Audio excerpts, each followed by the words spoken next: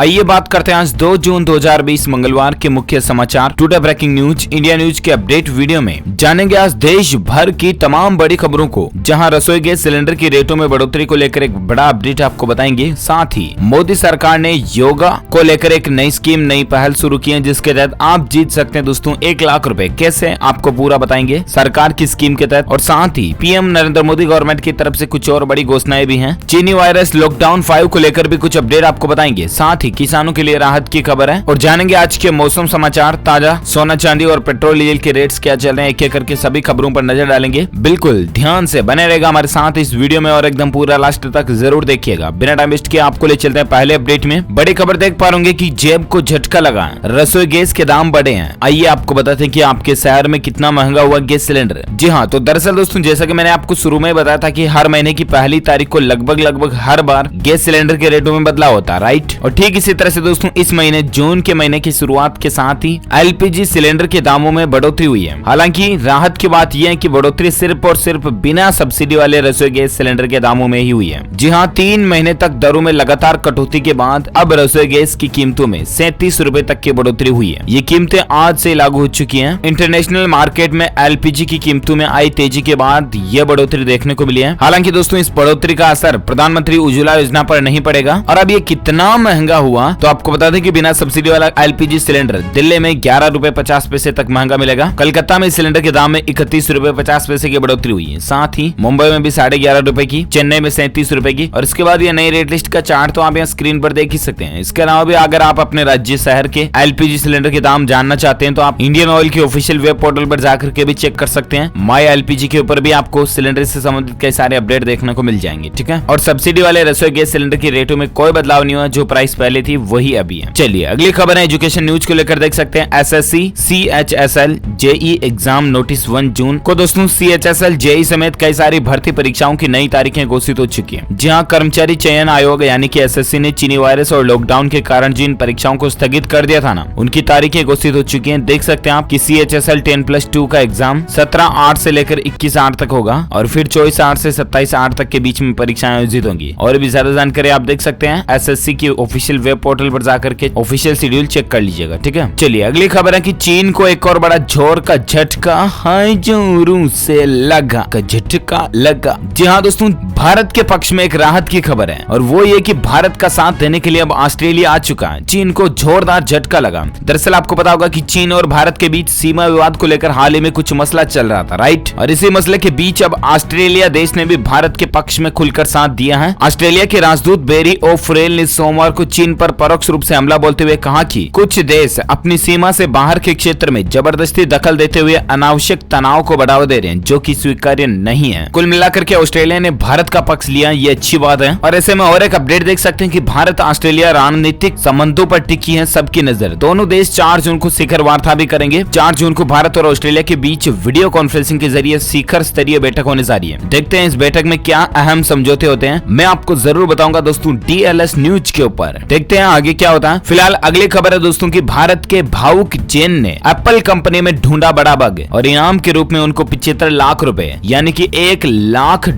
इनाम के रूप में दिए गए, जो कि इंडियन रुपीस में 75 लाख समथिंग होते हैं। एप्पल कंपनी अपने आप में बड़ा दावा करती है ना, गुरूर रखती है। किस वजह से? सिक्योरिटी की वजह से कि we are always more secure, Apple का कहना ये होता है। लेकिन जरा देखिए कि भारत के एक 27 साल के लड़के ने, जिसका नाम है भावुक जैन, इसने दोस्तों साइन इन विद एप्पल प्रक्रिया में 0 डे बग ढूंढ निकाला था, जिसके जरिए हैकर्स साइन इन करने वाले एप्पल यूजर्स का अकाउंट एक्सेस कर सकते थे। इतनी बड़ी खामी एप्पल के अंदर ढूंढी और वो भी भारतीय लड़के ने। पूरी दुनिया में नाम रोशन हो चुका दोस्तों भारत का कि साइबर सिक्योरिटी में भारत भी किसी भी तरीके से कमजोर नहीं है। ये हम सभी भारतीयों के लिए भी बड़े ही गौरव की बात है। अगर आप एक सच्चे इंडियन नागरिक या भारतीय हैं तो दिल से इस वीडियो को लाइक करना, अभी का अभी जितना ज्यादा हो सके दोस्तों लाइक कीजिए दबा के, और शेयर भी करना अपने दोस्तों के साथ फेसबुक और व्हाट्सएप पर। देश का सवाल है यार, एक लाइक तो बनता है, दिल से राजी राजी कर दीजिए। और चलिए अपना आगे बढ़ते हैं अगली खबर में, जहां बड़ा अपडेट है कि राज्यसभा की 18 सीटों के लिए 19 जून को होगा चुनाव। मध्य प्रदेश से ज्योतिरादित्य सिंधिया मैदान में उतर चुके हैं। जी हाँ, ज्यादा पॉलिटिक्स और राजनीति की बातें मैं आपको डीएलएस न्यूज के ऊपर करता नहीं हूँ, राइट, क्योंकि काम की बात, सीधे मुद्दे की बात करना मैं ज्यादा पसंद करता हूँ। लेकिन यहाँ पर एक इंपॉर्टेंट अपडेट ये है कि राज्यसभा की जो 18 सीटें हैं उनके लिए अब 19 जून को मतदान और मतगणना होगी। राज्यसभा की 55 सीटें अप्रैल महीने तक खाली हो रही थी, उसी को ध्यान में रखते हुए फरवरी महीने में चुनाव चुनाव आयोग ने चुनावी तारीखों का ऐलान किया था।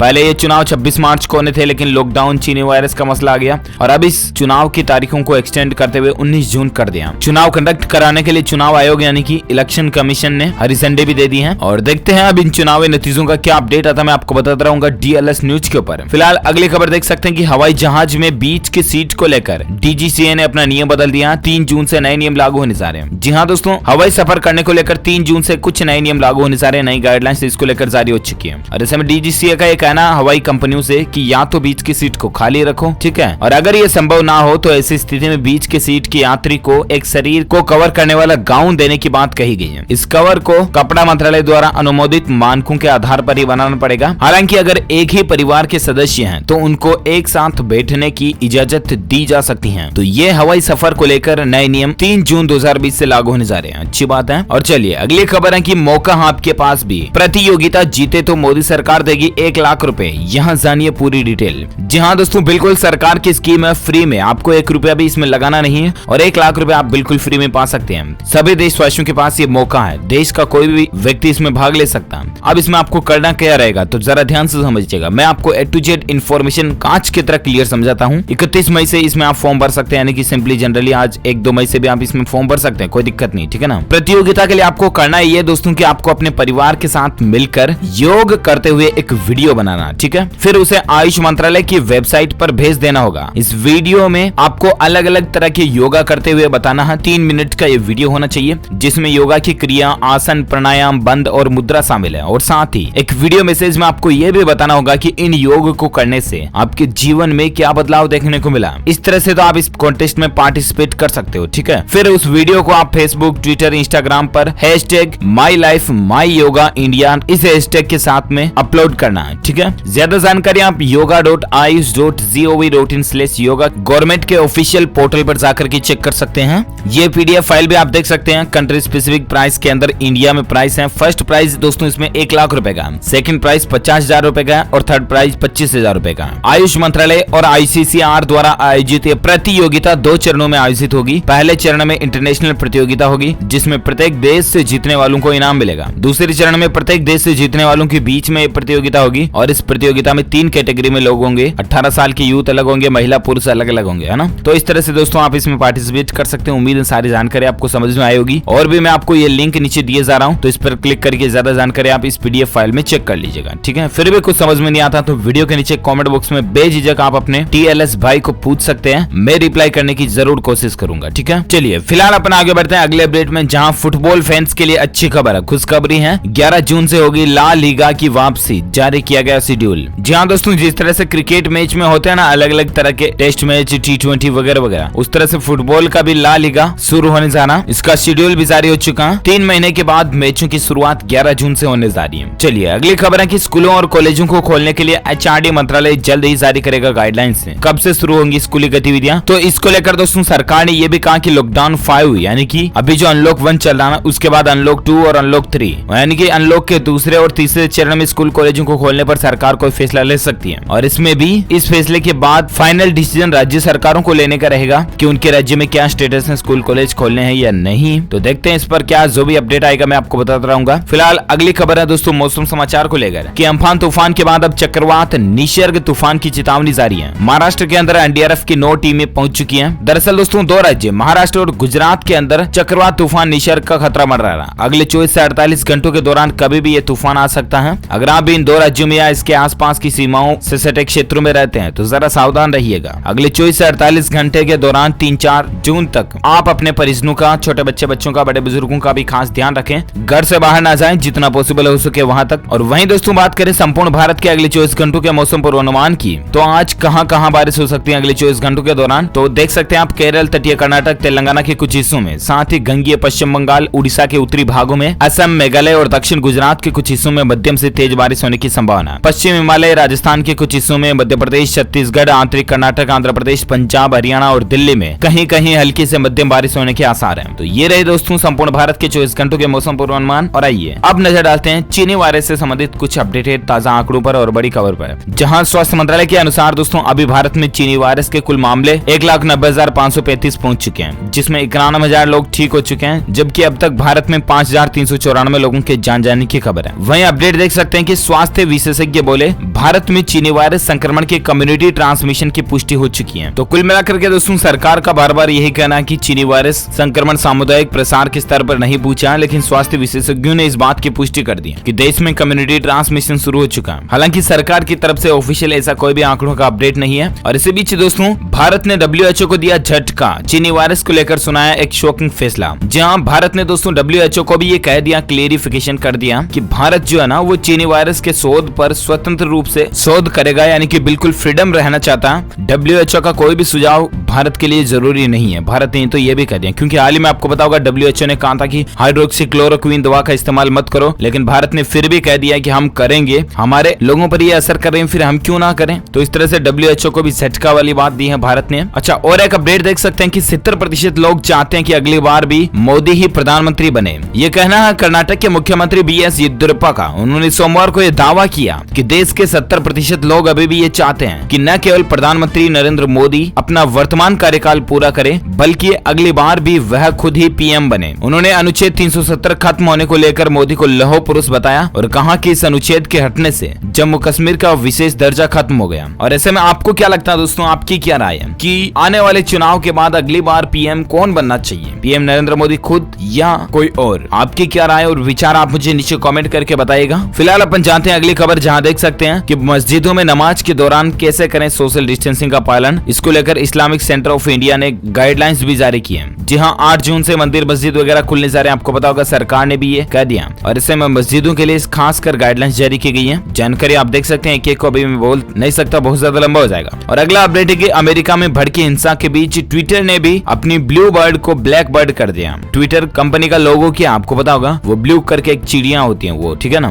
तो अमेरिका में आजकल दोस्तों देश में एक विरोध चल रहा, प्रतिरोध चल रहा, क्योंकि एक व्यक्ति जॉर्ज फ्लॉयड को पुलिस वाले ने बेरहमी से गला दबा दिया था और उसका एक वीडियो वायरल हुआ। वो वीडियो के बाद वो व्यक्ति दुनिया को छोड़ गया और ऐसे में फिर हिंसा भड़क उठी, भीड़ अमेरिका में कुछ ऐसा मसला हो रहा है। और इसके बीच देखिए ट्विटर ने विरोध जताने के लिए, एकजुटता दिखाने के लिए प्रोफाइल फोटो और कवर को ब्लैक कर दिया। चलिए अगली खबर है कि 9 जून को वर्चुअल रैली के जरिए बिहार में चुनावी बिगुल फूंकेंगे अमित शाह। RJD मनाएंगे गरीब अधिकार दिवस। जहां इस साल के अंत में संभावित विधानसभा चुनाव को लेकर भारतीय जनता पार्टी ने चुनाव प्रचार का बिगुल अगले सप्ताह फूंकने की तैयारी कर ली है। केंद्रीय गृह मंत्री और भाजपा के पूर्व अध्यक्ष अमित शाह 9 जून से प्रचार की शुरुआत करेंगे। बिहार भाजपा अध्यक्ष संजय जायसवाल ने सोमवार को यहां एक संवाददाता सम्मेलन में पार्टी के पूर्व अध्यक्ष अमित शाह वीडियो कॉन्फ्रेंसिंग के जरिए और फेसबुक लाइव के जरिए एक सभा को संबोधित करेंगे, बात कही है। उन्होंने कहा कि वर्चुअल सभा की पूरी तैयारी कर ली गई है। जायसवाल ने कहा कि हमारा लक्ष्य इस वर्चुअल सभा में राज्य के 243 विधानसभा क्षेत्रों के कम से कम 1 लाख लोगों को शामिल करना। तो ये कुछ अपडेट देख सकते हैं राजनीति को लेकर। चलिए अगली खबर में बात करें आज के ताजा सराफा बाजार में सोना और चांदी के रेट क्या चल रहे हैं। जहां तो आपको बता दें सोने का रेट अभी 94 रुपए की गिरावट के साथ 46,560 प्रति 10 ग्राम पर चल रहा है। और वहीं चांदी के रेट में भी आप देख सकते हैं 947 रुपए की तेजी के साथ 51,065 रुपए प्रति किलोग्राम पर ट्रेंड रहा। चलिए अगली खबर है, छोटे कारोबारियों को सरकार ने एक बड़ा तोहफा दिया। MSME को दिया 20,000 करोड़ का पैकेज। रेहाड़ी पटरी वालों को मिलेगा 10,000 का लोन। जहां प्रधानमंत्री नरेंद्र मोदी की अध्यक्षता में सोमवार 1 जून 2020 को केंद्रीय कैबिनेट की एक बैठक हुई। मैंने आपको कल भी बताया था कि बैठक चल रही है, देखते हैं क्या निर्णय लिया जाता है। मैंने आपको बताया था, राइट। और दोस्तों उस बैठक में कई अहम फैसले भी लिए गए। बैठक में रेहाड़ी और पटरी दुकानदारों के लिए बड़ी लोन योजना का ऐलान किया गया है। शहरी आवास मंत्रालय ने विशेष सूक्ष्म ऋण योजना की शुरुआत की है और इसके जरिए छोटे दुकानें वालों, रेहड़ी पटरी वगैरह पर जो दुकान लगाते हैं उनको भी लोन मिल सकेगा।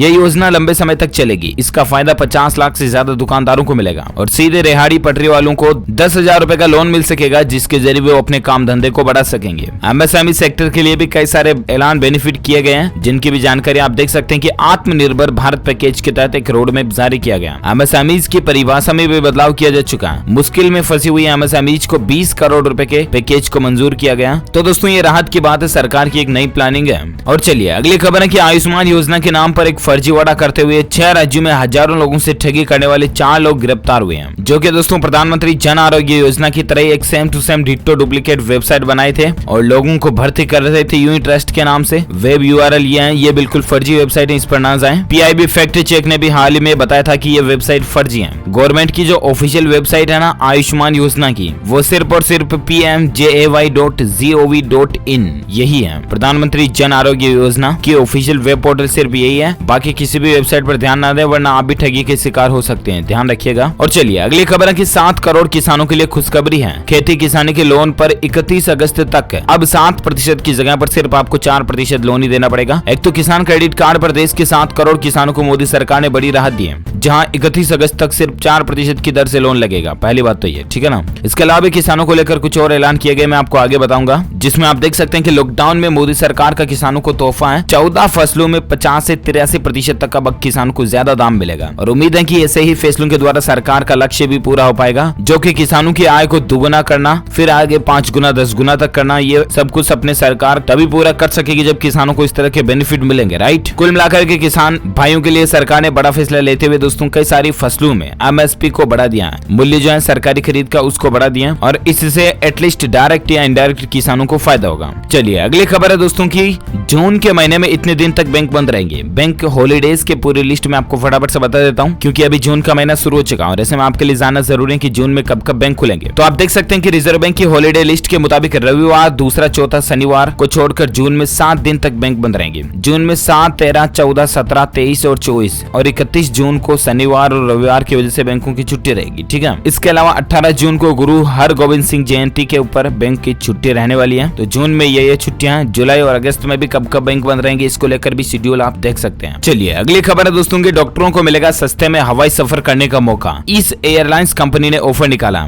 जहां आप देश के डॉक्टर सस्ते में हवाई सफर कर पाएंगे, जो कि चीनी वायरस का इलाज करने में वॉरियर्स बने हुए हैं। दरअसल लो बजट वाली हवाई कंपनी एयर एशिया ने इस तरह का ऑफर निकाला है। इसके तहत 50,000 सीटें केवल डॉक्टर्स के लिए आरक्षित होंगी, अच्छी बात है। और चलिए अगली खबर है कि अब बिजली की शुरुआत भी होगी डिलीवरी के साथ। 1 घंटे के भीतर खरीद और बेच सकेंगे बिजली। जिस तरह से दोस्तों शेयर मार्केट का मसला चलता ना, ठीक उसी तरह का मसला कुछ बिजली में शुरू होने जा रहा। बिजली कारोबार मंच इंडियन एनर्जी एक्सचेंज की एक नई पेशकश है, जो कि बिजली की मांग को तत्काल पूरा करने पर सोमवार से शुरू होने जा रही है। रियल टाइम मार्केट बिजली का क्रिएट होने जा रहा। इससे बिजली कंपनियां अपनी जरूरत के अनुसार केवल 1 घंटे पहले बिजली की खरीद और बिक्री कर सकेंगे, है ना। और चलिए अगली खबर है कि प्रधानमंत्री नरेंद्र मोदी ने किया ऐलान, हर जिले में देश के मेडिकल कॉलेज स्थापित करेगा केंद्र। जहां पीएम नरेंद्र मोदी ने कर्नाटक में चीनी वायरस महामारी की स्थिति से निपटने के लिए और इसके लिए अपनाए गए तरीकों के लिए सोमवार को येदियुरप्पा सरकार की सराहना करते हुए घोषणा की गई। केंद्र सरकार देश के हर जिले में मेडिकल कॉलेज स्थापित करने का निर्णय ले रही है, अच्छी बात है कुल मिलाकर के। और एक खबर है कि